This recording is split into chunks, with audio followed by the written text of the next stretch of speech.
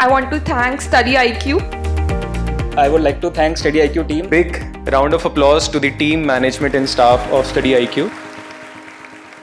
नमस्कार दोस्तों ब्रिटेन के अंदर, यूके के अंदर बड़े बड़े बदलाव देखने को मिल रहे हैं। रिसेंटली आई एम श्योर आपने देखा होगा, पिक्चर सामने आए थे, जो एस जयशंकर साहब हैं वो यूके के अंदर थे और वहां पर उन्होंने ऋषि सुनक जी से मुलाकात की, प्राइम मिनिस्टर से मुलाकात की दिवाली के मौके पर। और बताया जा रहा है कहीं ना कहीं संकेत है कि जो भारत और यूके के बीच में फ्री ट्रेड एग्रीमेंट है वो जल्द से जल्द हो सकता है। लेकिन इसमें इंपॉर्टेंट चीज यहां पर यह है कि जो फॉरेन मिनिस्टर हैं अब यूके के, जी हां मैं फिर से रिपीट कर रहा हूं, जो फॉरेन मिनिस्टर हैं यूके के वो बन चुके हैं डेविड कैमरॉन। जी हां, डेविड कैमरॉन वही हैं जो 2010 से लेकर 2016 के बीच में यूके के प्राइम मिनिस्टर थे। देखिए बहुत कम ऐसा देखने को मिलता है। जैसे मान लीजिए भारत के अंदर अगर कोई 6 साल प्रधानमंत्री रहे, क्या आपको लगता है कि वो फिर कभी और जो पद है वो कोई नीचे का चुनेगा?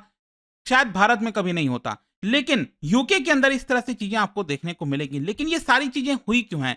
क्योंकि वहां की जो इंटीरियर मिनिस्टर हैं उनको हटा दिया गया है। ऋषि सुनक गवर्नमेंट ने उनको हटा दिया गया है, कहा है उनको बाहर जाने के लिए। और यही सब की हम चर्चा करेंगे कि एग्जैक्टली हो क्या रहा है। और यहां पर एस जयशंकर साहब ने डेविड कैमरॉन से भी मुलाकात की जैसे ही ये अनाउंसमेंट हुआ। तो चलिए इसके बारे में जानते हैं डिटेल से। लेकिन उसके पहले ध्यान रखिएगा, आपके पास 2 दिन का और समय है। अगर आप दिवाली सेल का ज्यादा से ज्यादा फायदा उठाना चाहते हैं और कोई भी बैच लेना चाहते हैं हमारे यूपीएससी फाउंडेशन कोर्स का, जिसके अंदर आपको कंप्लीट प्रिपरेशन कराई जाती है, प्रीलिम्स, मेंस, इंटरव्यू सब कुछ आपको कराया जाएगा। बस आपको हमारे वेबसाइट ऐप पर जाना है या फिर कमेंट सेक्शन में लिंक है, वहां पर जाइए और यूज करिए कोड अंकित लाइव। ये कोड अंकित लाइव इस्तेमाल करने से आपको मैक्सिमम डिस्काउंट मिलता है और कोई भी बैच आप लेना चाहते हो वो आप इजीली ज्वाइन कर पाओगे। और इसके अलावा अगर आप एमसीक्यूज अटेम्प्ट करना चाहते हैं तो मेरे इंस्टा पेज पर जा सकते हैं, वहां पर स्टोरीज में जितने भी एमसीक्यूज हैं उसको आप अटेम्प्ट कर पाएंगे।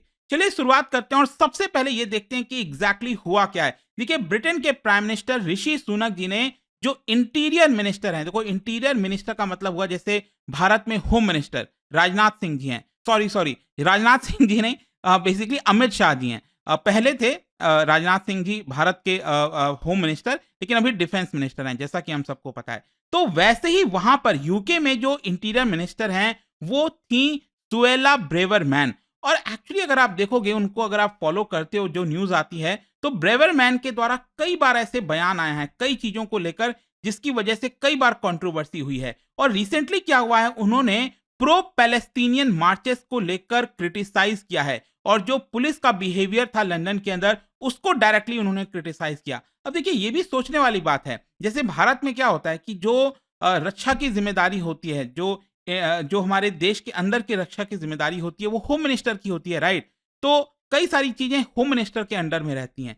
तो उसी प्रकार से मतलब यूके की अगर हम बात करें, जो होम मिनिस्टर हैं, जो इंटीरियर मिनिस्टर हैं, उन्होंने खुद अपने पुलिस को यहां पर एक तरह से क्रिटिसाइज किया है। वैसे अगर आप देखोगे यूके के अंदर, अगर हम लंदन की बात करें स्पेशली, तो बहुत सारी जो पावर है वो मेयर के पास आती है डायरेक्टली। लेकिन उन्होंने डायरेक्टली यहां पर पुलिस को क्रिटिसाइज किया और कहा कि पुलिस ने सही तरीके से हैंडल नहीं किया। ये जो प्रो पैलेस्टीनियन का जो मार्च निकाला गया था उनके ऊपर और ज्यादा अच्छे से मुकाबला करना चाहिए था प्रोटेस्टर्स का, जो कि लंदन की पुलिस ने ऐसा नहीं किया। तो खैर उसी के बाद से लगातार प्रेशर बढ़ रहा था ऋषि सुनक के ऊपर कि वो ब्रेवरमैन को हटा दें उस पद से, क्योंकि अगर वो नहीं हटा पाएंगे तो एक तरह से जो छवि है प्राइम मिनिस्टर पद की वो लगातार गिरेगी। वैसे मैं आपको बता दूं यूके के अंदर अगर आप पॉलिटिक्स देखोगे तो इस समय जो सरकार है वो है कंजर्वेटिव पार्टी की। बेसिकली वहां पर भी 2 मेन पार्टीज हैं यूके में, एक है कंजर्वेटिव पार्टी और दूसरी है लेबर पार्टी। ये जो आप देख रहे हो सीट्स डिस्ट्रीब्यूशन, ये है हाउस ऑफ कॉमन। मतलब जैसे भारत के अंदर लोकसभा होता है ना, लोअर हाउस, वैसे ही वहां पर भी जो लोअर हाउस है उसको हाउस ऑफ कॉमन्स कहते हैं और 650 सीट्स हैं टोटल। और जो कंजर्वेटिव पार्टी है, जो ऋषि सुनक की पार्टी है, उनके पास 350 सीट्स हैं। तो ऑब्वियस सी बात है उन्हीं के पार्टी से प्राइम मिनिस्टर होंगे, राइट? और वहां पर भी अलग तरह की डेमोक्रेसी चलती है, मतलब इंटरनल डेमोक्रेसी काफी है। कंजर्वेटिव पार्टी में भी आपने देखा होगा कि फाइट होती रहती है कि कौन कौन प्राइम मिनिस्टर बनेगा, राइट? और फाइनली ऋषि सुनक पिछले साल से प्राइम मिनिस्टर पद पर बने हुए हैं। खैर जो भी है, यहाँ पर जो मैं आपको कह रहा था कि जो ब्रेवरमैन है जिनको हटाया गया है, उनका कई बयान है माइग्रेंट्स को लेकर, प्रोटेस्टर्स को लेकर, पुलिस को लेकर, और जिसकी वजह से कई बार यहाँ पर कंट्रोवर्सीज क्रिएट हुई हैं। और जब कल ब्रेवरमैन को हटाया गया उनके पद से, इंटीरियर मिनिस्टर के पद से, तो उन्होंने कहा कि it has been the greatest privilege of my life to serve as home secretary. ठीक है, उसको होम सेक्रेटरी भी कह सकते हैं आप, ठीक है। And I will have more to say in due course. अब इससे कहीं ना कहीं अंदाजा लगाया जा रहा है, हो सकता है कि जो ब्रेवरमैन है वो भी कंजर्वेटिव पार्टी से बिलोंग करती हैं, वो कहीं ना कहीं अब ऋषि सुनक को क्रिटिसाइज करेंगी। मतलब उनका जो बयान आएगा आगे आने वाले समय में, और हो सकता है कि इसकी वजह से जो प्राइम मिनिस्टर पद है ऋषि सुनक का, वो भी यहाँ पर खतरे में आ जाए। देखो वो समय बताएगा, ठीक है, वो उसके ऊपर हम डिस्कस नहीं करेंगे, लेकिन यहाँ पर सबसे पहले हम देख लेते हैं कि ब्रेवरमैन ने रिसेंटली ऐसा क्या बयान दिया। एक्चुअली क्या हुआ था, उन्होंने एक आर्टिकल लिखा था जो कि पब्लिश किया गया 8 नवंबर को द टाइम्स में, और ये आर्टिकल का जो नाम था वो था police must be even handed with protesters. मतलब कि वो ये कह रही थी कि अगर पुलिस एक ग्रुप के खिलाफ यहाँ पर एक्शन लेती है तो वैसा ही एक्शन दूसरे ग्रुप के खिलाफ भी लेना चाहिए। बेसिकली मैं आपको बताता हूं कि 11 नवंबर को एक प्रो पैलेस्टीनियन डेमोन्स्ट्रेशन होना था लंदन में। मतलब कि इस समय इजराइल और हमास के बीच में जो वॉर चल रहा है, तो आपने देखा ही होगा दुनिया भर में कई ऐसे लोग हैं जो पैलेस्टीन को सपोर्ट कर रहे हैं, दूसरी तरफ कई ऐसे लोग हैं जो इजराइल को सपोर्ट कर रहे हैं।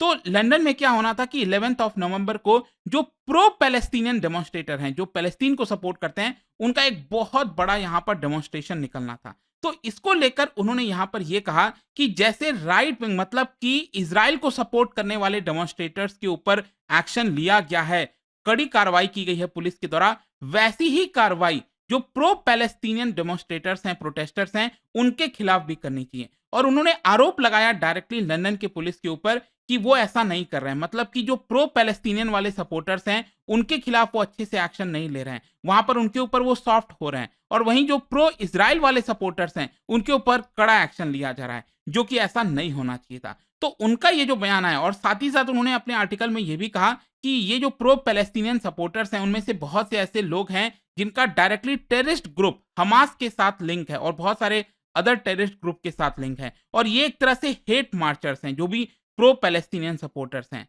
और एक्चुअली में मैं आपको बता दूं, 11 नवंबर को जब ये पूरा प्रोटेस्ट निकला, तो यहाँ पर प्रो इजराइल और प्रो पैलेस्टीनियन सपोर्टर्स के बीच में काफी जो है एक तरह से फाइट भी देखने को मिला, और इसकी वजह से पुलिस ने 140 लोगों को अरेस्ट भी किया है। खैर जो भी है, ये जो पूरा हुआ ना, ये जो चीज मैंने आपको बताया, इसको लेकर दोनों पार्टीज के द्वारा, ऑपोजिशन जो पार्टी है लेबर पार्टी, और जो करंट गवर्नमेंट की पार्टी है दैट इज ऋषि सुनक की पार्टी जो कंजर्वेटिव पार्टी, दोनों ही तरफ से यहां पर बोला गया कि जो ब्रेवरमैन है, जिस तरह का उनका बयान आया है वो गलत है, ऐसा नहीं होना चाहिए। कहीं ना कहीं उनके बयान की वजह से ये पूरा फाइट देखने को मिला है। और इनफैक्ट आप देख सकते हो यहाँ पर जो एमपी हैं, उन्होंने ये कंजर्वेटिव पार्टी, उन्हीं के पार्टी से जो एमपी हैं, उन्होंने कहा every day she remains in office it further undermines the prime ministers authority. और कहीं ना कहीं ऋषि सुनक के ऊपर बहुत ज्यादा प्रेशर आ गया था, और इसी को देखते हुए उन्होंने फाइनली डिसाइड किया कि वो ब्रेवरमैन को हटा देंगे, और वो उन्होंने हटा दिया। वैसे मैं आपको बता दूं, रिसेंटली अगर आप देखोगे तो ब्रेवरमैन के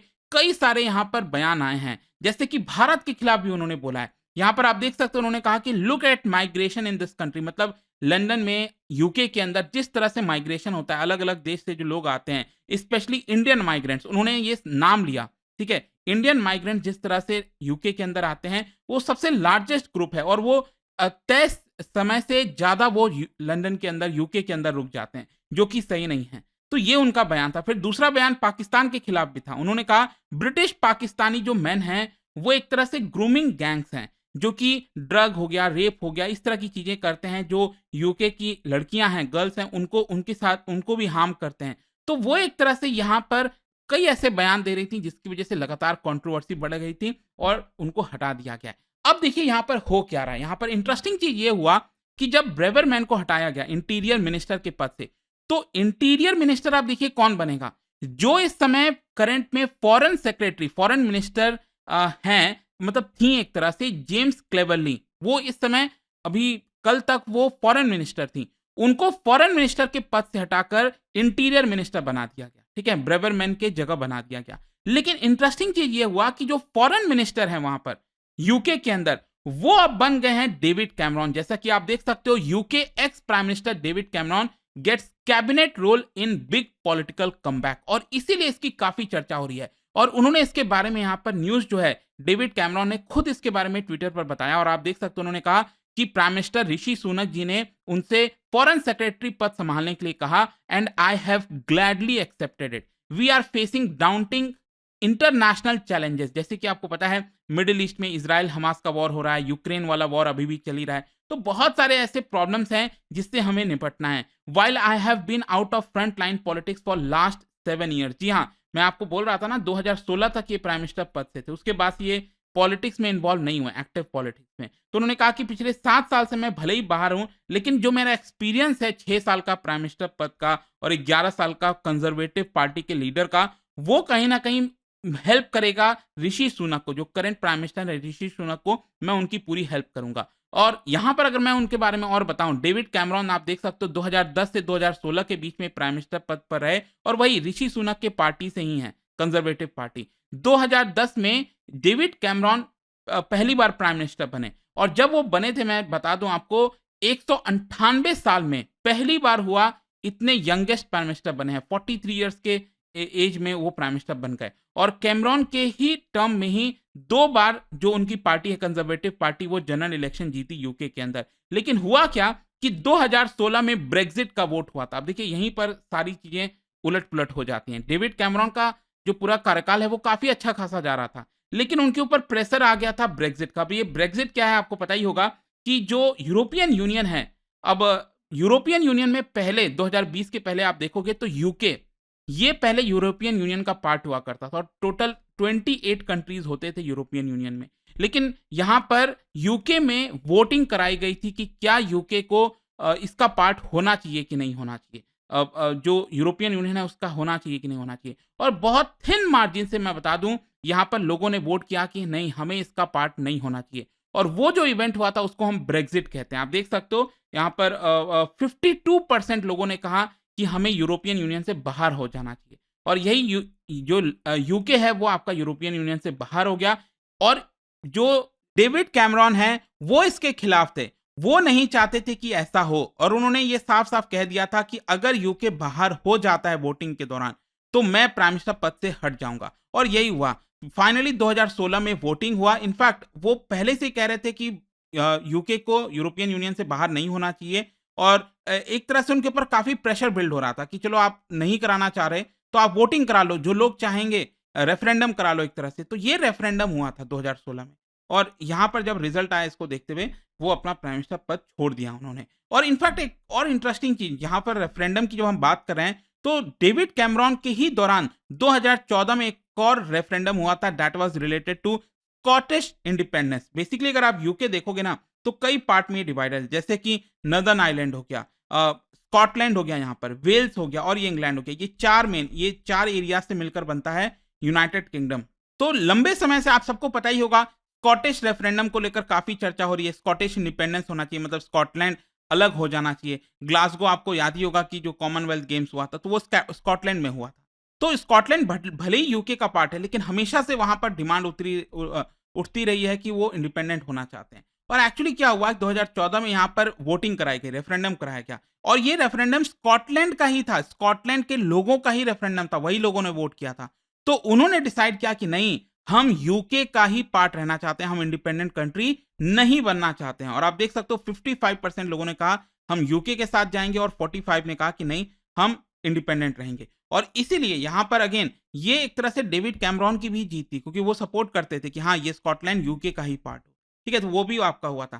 खैर जो भी आपको एक बैकग्राउंड मिल गया होगा। और इसी को देखते हुए जैसे ही कल यहां पर अनाउंस हुआ कि डेविड कैमरॉन फॉरेन सेक्रेटरी बन गए, मतलब कि एक तरह से फॉरेन मिनिस्टर बन गए हैं यूके के, तो ऑब्वियस सी बात है एस जयशंकर साहब भी लंदन में ही थे और यहां पर उन्होंने डायरेक्टली डेविड कैमरॉन से मुलाकात की। आप देख सकते हो एस जयशंकर साहब ने खुद इसके बारे में मेंशन किया और कहा कि we had detailed discussion on realising the full potential, जो दोनों देश के बीच में पार्टनरशिप है उसको और बढ़ाने के लिए। साथ ही साथ जो सिचुएशन है West Asia, Ukraine conflict, Indo Pacific को लेकर उस पर भी हमने बातचीत की एंड हम कोशिश करते रहेंगे आपस में और ज्यादा क्लोजली इस तरह से मुलाकात करने की। खैर जो भी है, यहां पर जब ये मुलाकात हुआ इसी को लेकर अब चर्चा होने लग गई कि क्या भारत और यूके के बीच में जल्द ही फ्री ट्रेड एग्रीमेंट होगा, क्योंकि माना जा रहा है कि डेविड कैमरॉन काफी बड़े प्रशंसक हैं और सपोर्टर हैं पीएम मोदी के। क्योंकि अगर आप देखोगे ना पिछला जो कार्यकाल रहा, इनफैक्ट उस समय 2014-15 में आप देखोगे 2015 में पीएम मोदी यूके के दौरे पर गए थे